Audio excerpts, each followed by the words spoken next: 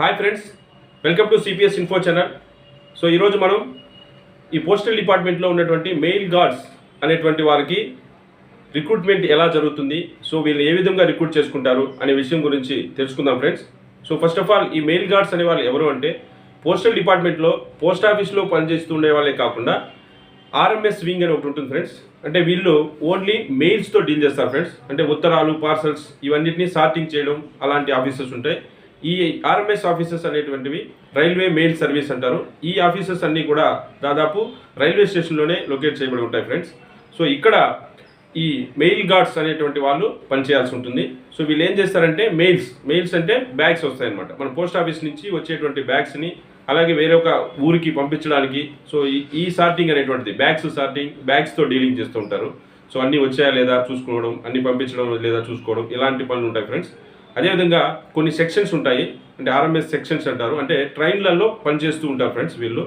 అంటే ట్రైన్స్లో ఒక ఊరు నుంచి ఇంకొక ఊరికి ఈ మెయిల్ బ్యాగ్స్ అనేటువంటివి వెళ్తూ ఉంటాయి. సో వాటితో వీళ్ళు ఎస్కాట్ అయ్యి వెళ్తూ ఉంటారు. ఆ బ్యాగ్స్ ఒక్కొక్క స్టేషన్లో తీసుకోవడము, అలాగే ఎక్కడైతే ఇవ్వాలో అక్కడ ఇవ్వడము, ఇలాంటి పనులన్నిటి కూడా ఈ మెయిల్ గార్డ్స్ అనేటువంటి వాళ్ళు చేస్తూ ఉంటారు ఫ్రెండ్స్.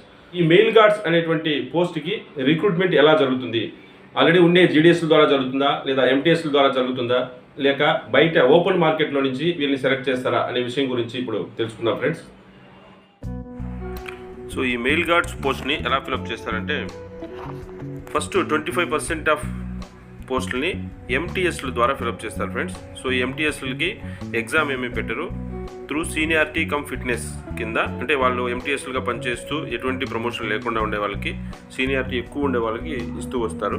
సో ఒక సంవత్సరంలో వచ్చిన వేకెన్సీలో 25% ఆఫ్ ది వేకెన్సీస్ ఎంటీఎస్ల ద్వారా ఫిలప్ చేస్తారు ఫ్రెండ్స్.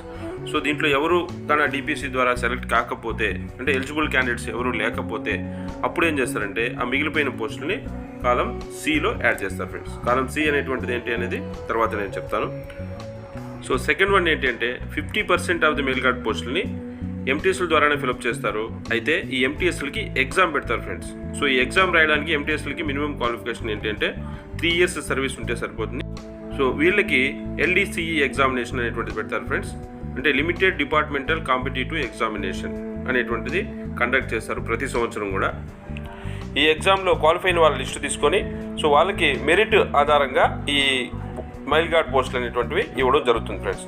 సో ఒకవేళ ఒక డివిజన్లో ఎవరు క్వాలిఫై కాలేదు అనుకోండి, అప్పుడు పక్క డివిజన్లో ఎవరైనా సర్ప్లస్ క్వాలిఫై ఉంటే, అంటే వాళ్ళకు ఉండేటువంటి పోస్టుల కంటే ఎక్కువ మంది కనుక క్వాలిఫై ఉంటే సో వాళ్ళ ద్వారా కూడా ఫిలప్ చేస్తారు ఫ్రెండ్స్. సో అప్పటికి ఎవరు లేకపోతే ఆ మిగిలినటువంటి పోస్టులన్నింటినీ కూడా తీసుకెళ్ళి కాలం నెంబర్ సిలో యాడ్ చేస్తారు ఫ్రెండ్స్. సో ఈ కాలం నెంబర్ సి అంటే ఏంటి అంటే so 25% quota among GDS through LDC examination. అంటే 25% పోస్టులని జీడీఎస్ల ద్వారా ఫిలప్ చేస్తారు ఫ్రెండ్స్. ఈ జీడీఎస్లకి ఎగ్జామ్ పెడతారు, లిమిటెడ్ డిపార్ట్మెంటల్ కాంపిటేటివ్ ఎగ్జామినేషన్ అని. సో ఈ ఎగ్జామ్లో క్వాలిఫై అయ్యి మెరిట్ ద్వారా వాళ్ళని ఫిలప్ చేయడం జరుగుతుంది ఫ్రెండ్స్. సో ఇక్కడ 25% కాకుండా A, B కేటగిరీలో మిగిలిపోయిన పోస్టులు కూడా ఇక్కడ కలిపేసి సో వాటిని ఈ జీడీఎస్లకి ఎగ్జామ్ పెట్టి వాళ్ళ ద్వారా ఫిలప్ చేయడం జరుగుతుంది ఫ్రెండ్స్.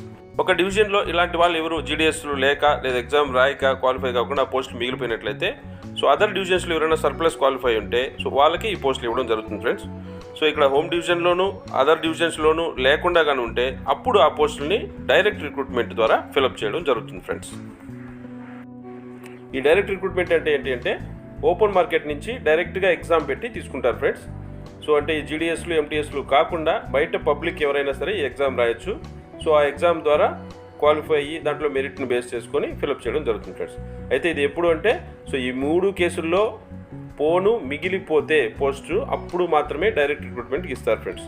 సో ఇప్పుడుండే పరిస్థితుల్లో జీడీఎస్లే కొట్టేస్తున్నారు. సో వాళ్ళకై మిగిలితే అప్పుడు డైరెక్ట్ రిక్రూట్మెంట్ బయట ఓపెన్ మార్కెట్ ద్వారా ఫిలప్ చేయడం జరుగుతుంది ఫ్రెండ్స్. సో ఇది ఫ్రెండ్స్ మెయిల్ గార్డ్స్ సంబంధించి రిక్రూట్మెంట్ ప్రొసీజర్.